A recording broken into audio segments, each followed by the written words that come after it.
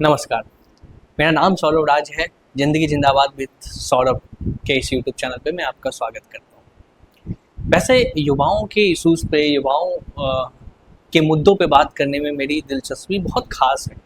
उसके कई कारण हैं। पहला कारण ये भी है कि मैंने जब अपनी करियर को स्टार्ट किया, मैंने जब अपना करियर शुरू किया, तो यूपीएससी सेगमेंट में शुरू किया, कॉम्पिटिटिव एग्ज़ाम के सेगमेंट में शुरू किया, एक एजुकेशन फील्ड में शुरू किया। और एजुकेशन फील्ड में वैसे तबकों से मैंने डील किया है, वैसे तबकों को मैंने मेंटर किया है, गाइड किया है, जो तबका सबसे ज़्यादा परेशान, सबसे ज़्यादा जिम्मेदार, सबसे ज़्यादा नालायक कहलाने वाला, सबसे ज़्यादा कह लो एक तरीके से कि जिसके ऊपर बेरोजगारी का ठप्पा लगता है, वैसे युवाओं के साथ मैंने काम किया, ऐसे युवाओं के लिए मैंने काम किया है।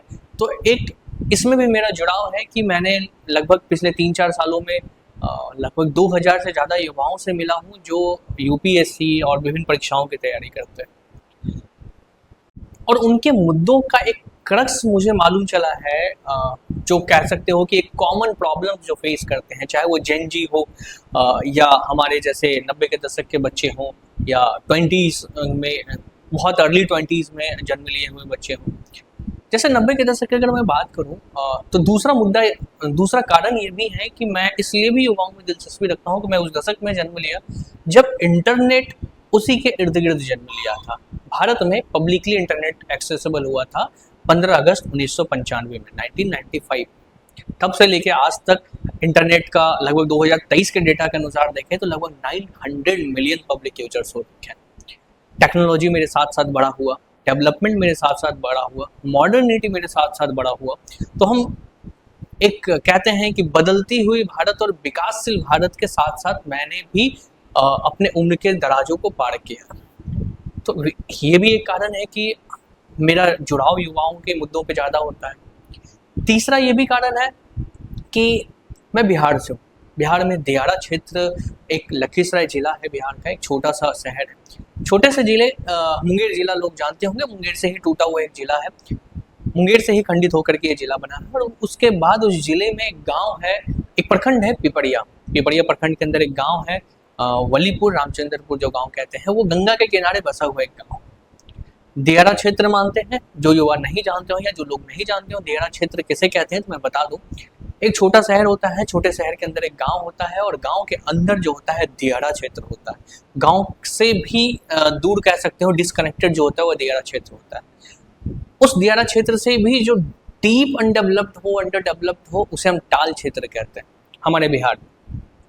तो दियारा क्षेत्र में जन्म लिया हमने, और दियारा क्षेत्र में जो बच्चे किसानी खेती बचपन से उनका जुड़ाव रहता है, अपने पेरेंट्स का वो हाथ बटाते हैं, और जैसे ही बड़े होते हैं तो लगभग ये समझ लो, दियारा क्षेत्र के बच्चे जैसे ही थोड़ा सा बड़े होते हैं और उन्हें लगता है कि मुझे जिम्मेदार होना चाहिए, मुझे खेत खलिहान और मजदूरी से ऊपर उठना है, ये काम नहीं करने हैं, तो हमें जाना पड़ता है घर छोड़ के, अपने लोगों को छोड़ के, अपने गांव, अपने गली, वो आंगन सब छोड़ के हमें निकलना पड़ता है और पलायन करना पड़ता है। मैं भी उसमें से ही एक पलायन किया हुआ युवा हूँ। 2012 में मैंने पहली बार कदम रखा था बाहर घर से, दिल्ली आया था यूपीएससी की तैयारी को लेकर के। तब से लेके आज तक मैंने कॉलेज कंप्लीट किया, पिछले 5 सालों से मैं जॉब में हूँ, और तब से लेके आज तक मैं घर के लिए एक मेहमान बना हूँ। तब से लेके आज तक ऐसे कई छोटे छोटे ओकेजन होते हैं जहाँ पे मैं शामिल नहीं हो पाता हूँ।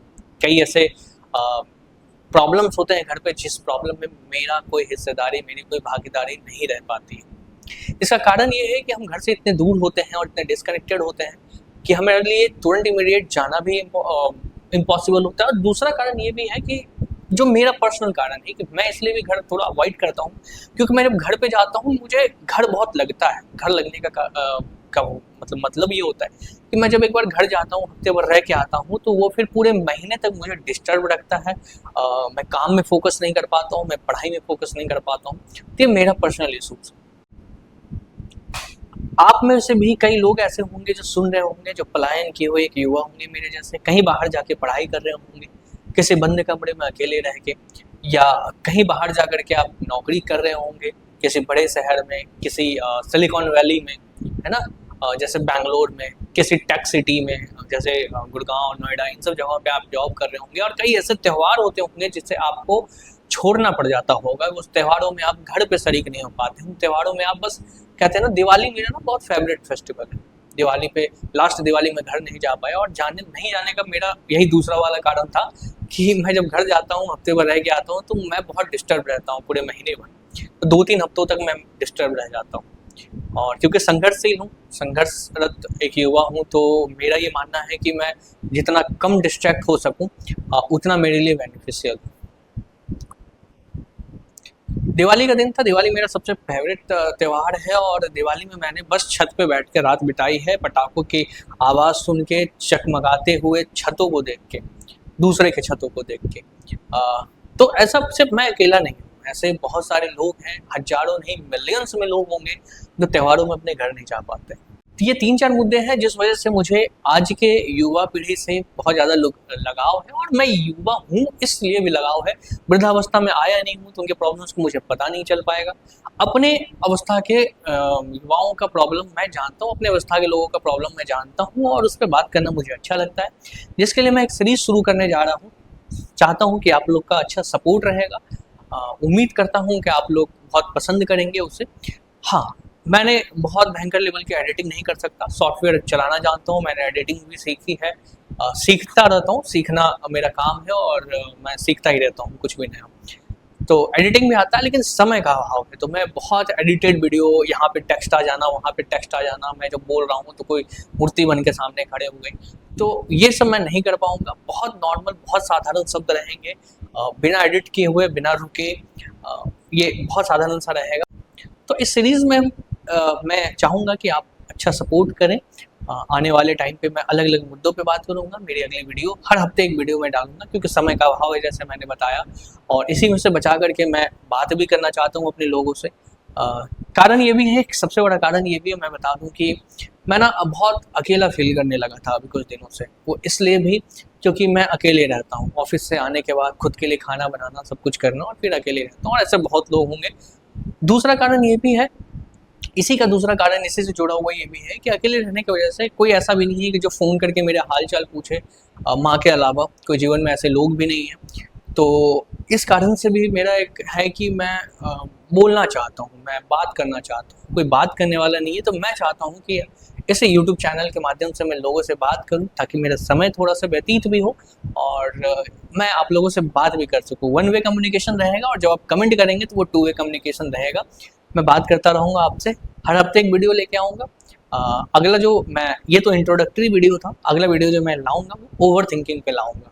जो ज़्यादा सोचने का जो आजकल बीमारी है, ओवर थिंकिंग का, जो मेरे ऊपर भी है, मैं भी ग्रसित रहा हूँ उस बीमारी से, और अभी भी थोड़ा बहुत हूँ, और उससे निकलने की कोशिश कर रहा हूँ। और कौन-कौन से ऐसे फैक्टर्स हैं जो ये ओवर थिंकिंग को ओवरकम करने में हेल्प करती है, उन सब पे मैं डिस्कस करूँगा। उसमें से मेरे भी कुछ एक्सपीरियंस रहेंगे, और दूसरा जो मेरे लर्निंग्स रहे हैं, जो मैंने कई किताबों से, कई स्पीकर्स से, कई एक्सपर्ट्स से कंसल्ट करने के बाद जो मैंने क्रक्स निकाला है, उन सब सॉल्यूशन को मैं आपसे शेयर करूँगा। मिलते हैं और नए वीडियो में। और माफ़ी चाहूँगा थोड़ा रुकने के लिए, रुक के मेरी वो आवाज़ जारी होगी, क्योंकि पहला वीडियो है, तो पहली शुरुआत तो ऐसी ही होती है।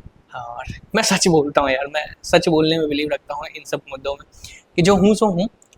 लेकिन हाँ, कंटेंट एक बहुत अच्छा आपको देके जाऊँगा, अपनी सारी लर्निंग देके जाऊँगा। इस मेरे वीडियोस के बाद मैं वादा करता हूँ कि कई ऐसी किताबें हैं जो आपको पढ़ने की ज़रूरत नहीं पड़ेगी, मैं उसका सार आपको देके जाऊँगा। क्योंकि किताबें इसलिए बनी होती है ना कि उन किताबों को पढ़ के उनकी जो लर्निंग्स है मैं अपने ऊपर लागू कर सकूँ। तो मैंने कुछ किताबें जो पढ़ी हैं, उनसे जो भी फैक्टर जुड़ेगा, जो कॉमन इशूज़ पे बात बनेंगी, तो मैं उसे जोड़ मरोड़ के, तोड़ ताड़ के आपके समक्ष पेश करूँगा। मिलते हैं एक नए वीडियो में। वीडियो को ज़्यादा लंबा नहीं करेंगे, बोर कर सकता हूँ, पर मेरी कोशिश रहेगी मैं बोर ना करूँ। ठीक है, धन्यवाद। लाइक कर लें, सब्सक्राइब कर लें, शेयर कर लें, ताकि लोगों को पता रहे, और बेल आइकन दबा दें, ताकि मेरी जब अगली वीडियो आए ओवर थिंकिंग पे, तो आप लोगों के बीच वो वीडियो आ जाए। ठीक है, धन्यवाद।